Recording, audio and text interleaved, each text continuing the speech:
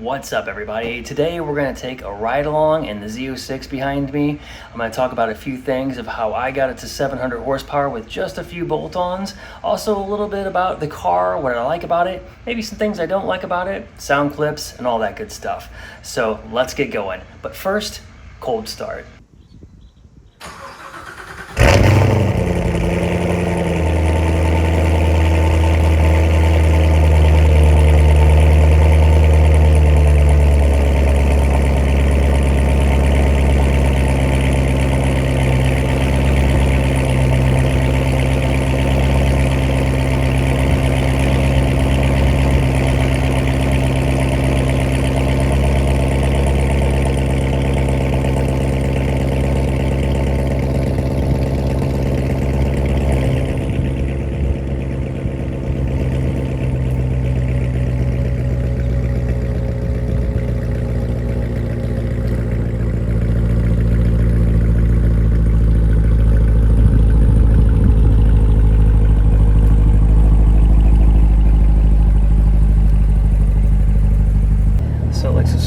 Just a little bit whenever I go out my driveway.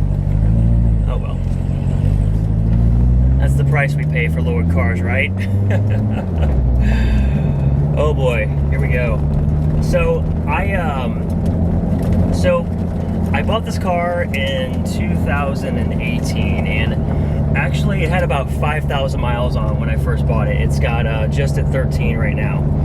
And it's a 2017 Corvette Z06, and I got a really amazing deal on it. And the reason why was because the woman that owned the car before it, man, I tell you what, she must have like took it to a car wash and used a freaking scrub brush on it every time she washed it to do it, because it had micro marring all over the bodywork. I mean, the paint was bad. So I knew right out of the gate I had to put a paint correction on it, probably a 2-step, maybe a 3-step paint correction on it. And yeah, it's like, I did. So amazing deal, got the car, did the paint correction on it, right after, oh God, that sounds good. Right after I got the car, I did a paint correction on it, and then I completely ceramic coated it. And I did all this myself. Originally, my family, we grew up building cars and fabricating and all that good stuff. So I've done a lot of body work. I painted my Mustang myself. I've done tons of body work, a lot of ceramic coat jobs and things of that nature, PPF. But one of the crazy parts is, after I moved here to Florida, the ceramic coating process is a lot different down here. It dries so quick, I guess because of the humidity. It's nuts. So anyways, got the full ceramic coating done on the car, and yeah, she's looking good now. The paint is mint.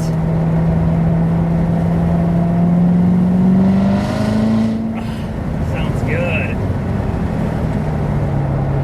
I'm gonna take it to the car wash and get it cleaned up real quick, because with this black car, I have an OCD about dirty cars, and typically, usually I wash it in my house, but for the video and everything, I'll just take it to the wash real quick.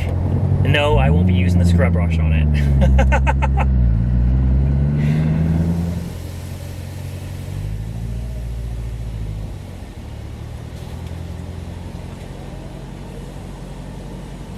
Okay, here we are.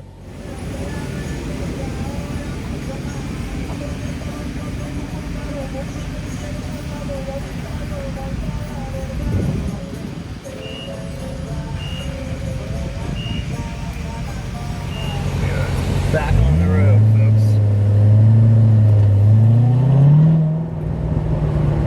So one of the first things I did to this car was actually some of the aesthetics to it. This is a 1LT car, which means it had like the stock rubber front splitter on it and the really low rear wing in it. So I went ahead and bought the 3LT version, front splitter and the wings, and also the side skirts on it. And I got those from, I think it's CorvetteExtremeOnline.com. Look them up, they got some really great parts. But I did the flash carbon versions of that. After that, I went ahead and I upgraded the air intake system with a cold air intake from Holley Intech. I can say that the Holley Intech is a really nice looking piece because it doesn't look aftermarket. I don't like when things look so aftermarket, it looks out of place. I like it to look almost stock, to where it's almost a little deceiving. That's just me. Some people like it to where it just looks obnoxious. Like, yeah, everything's aftermarket on your engine compartment. But me, I like it to where it's really subtle. It's just like, ooh, did they do something here? Did they not? So, anyways, did the cold air kit. Then on top of that, I did MSD coils, ignition coils. I did MSD wires, and then also I went ahead and put a double helix Corsa X pipe on it, which changed the sound dramatically. I have stock rear mufflers on this car, and I think it sounds perfect. It's not too loud, it's not too quiet. It opened it up just enough to where you do get that crazy, raspy, almost European sound to it, but it's still got that deep, throaty American bass sound to it. So I love it. I mean, even inside the car, it just sounds great. So for the dyno tuning, I actually ended up taking it to Diablo Sport in Sanford, Florida. Now, they don't do public dyno tuning, but I got some connections there, and they had it on a dyno for 2 days, tuning it full out, making several runs to make sure that it was just like not too hot to where I'm going to be destroying stuff, but good enough to where it's safe. End result, 630 foot-pounds of torque to the rear wheels, 615 horsepower, which puts this car over 700 horse. Now, it's crazy to think that with a cold air intake, MSD coils, wires, and an X pipe, and some tuning, you can get that out of this car. It's nuts, right? So I think next on the list was going to be a lower pulley. I want to do an overdrive lower pulley on this car because a lot of guys do the underdrived upper pulley, but again, it goes back to that thing where I really don't want it to look like there's something done to it. So I think the overdrive lower pulley, you're not going to notice it. You're going to open up the hood, it's going to look pretty relatively stock, you know, but yet it should put it about the 800 horse range. Ooh, yeah, let's hit this thing and see what it's got.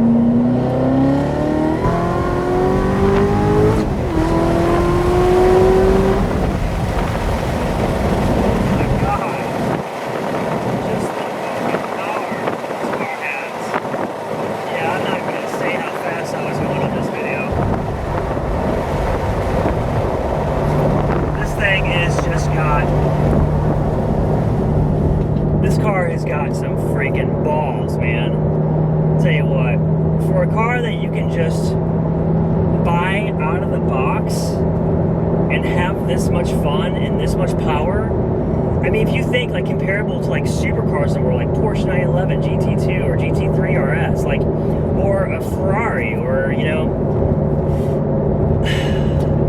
the most bang, you're gonna get the most bang for your buck out of this car. The nose, it's just, it really is awesome. So some of the things that I don't really like about this car, well, I have to say there's actually really not a lot, but it is actually the supercharger sound. I wish it was louder. And yes, you can actually buy like an aftermarket hat, a larger hat for that. A lot of companies say it does increase the sound of it. I've ridden a couple cars with them, and I don't know it's a whole lot of difference, unless you actually just upgrade the full supercharger. I've also been told that whenever you change the pulleys on them, you don't either overdrive or underdrive the upper, that you get that sound as well. But boy, I really wish it had that twin screw, that you know, that noise, the cool sound. The other thing is, backing up this car is hard as f***. And I mean, come on, I mean, for all the technology that's in this car, you think that when you'd put it in reverse, the mirrors would like automatically like tilt down for you to let you see the lines next to you, but you don't. So I'm constantly like looking up in the seat, like trying to always, you know, get my car perfectly straight, and it's, I can't do it. I have to like take the mirrors and left and right them to point them down. Oh, wow.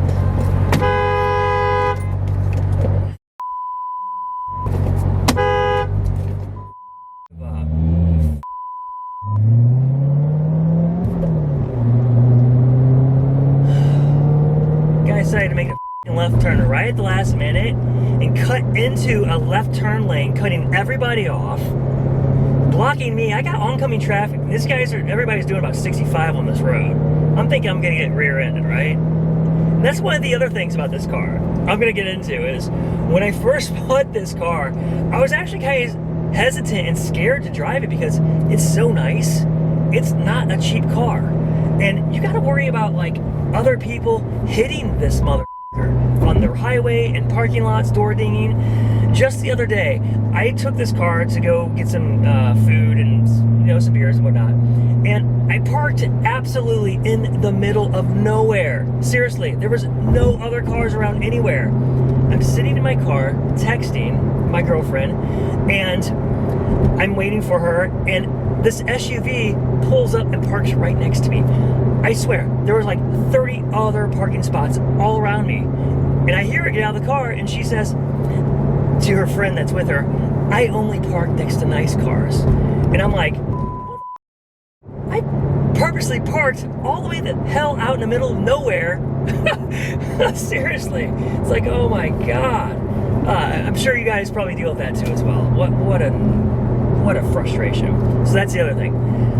Last but not least is actually how low the car does sit. It does sit really low. Obviously, all sports cars do. But when you add the front splitter and you lower it just a little bit, you have to be really mindful, and I mean really mindful of all the curbs and the differences of like the elevation changes and things like that. The new C8 Corvettes have that auto lift where you can push the button and lift the front end up on it. Oh man, I wish these cars had that. It's so nice. So you just gotta be really mindful when you're driving these cars, not to scrape the front end. I kind of think as the front splitter on these as a disposable piece. It's just gonna get scraped, it's gonna get scratched, so my honest opinion is, hey, don't invest a lot of money in that. If you have a carbon fiber one, you might just want to replace it for like a normal cheap one, and then put the carbon fiber one back on when you really want it.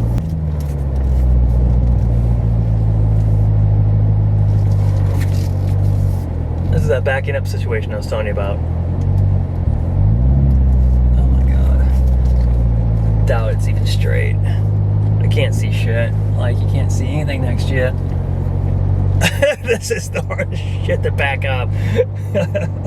Right now, I'm just kind of looking around to find an area that I can get maybe some exhaust clips and some shots of the car with. Let's hit it.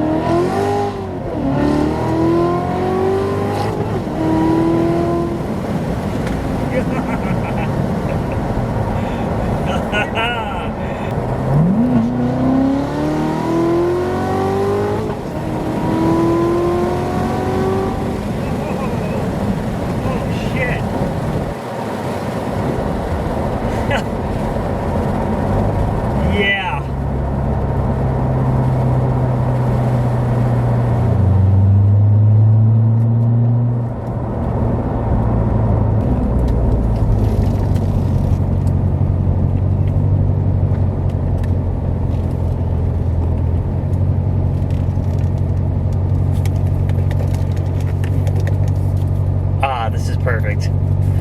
Found a good spot.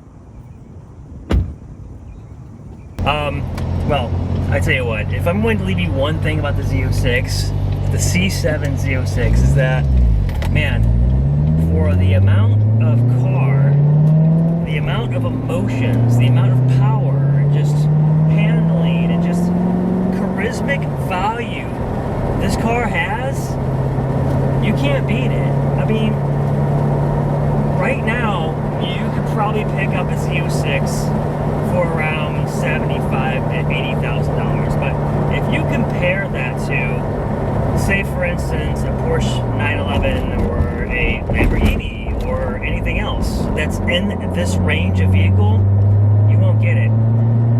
The best part is the sound. It has that, this car has that American V8 single cam, just throaty, bassy, zero given sound that you will never get out of any European car. I'm sorry, but you will never get this out of any European car. So, yes, just get it if you have the opportunity. That's what I'm going to leave you with.